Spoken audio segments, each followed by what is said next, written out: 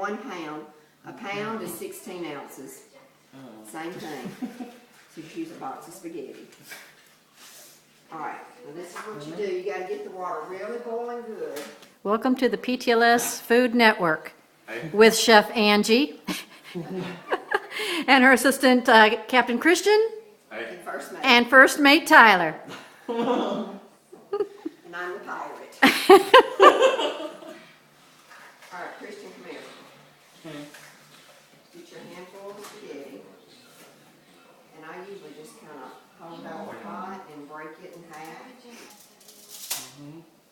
Good for your strength too. I'm going to keep the water moving, okay? Alright?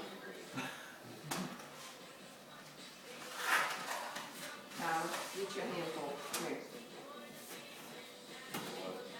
Just break it in two. Hold it on each side and just pop it in two. One, on one side and one on it. Break it in two. Break it. Whoopee! Sorry. It's raining noodles. Sorry. Alright, Christian, your turn. Okay. Where's our spoon? Get that spoon over there, Tyler.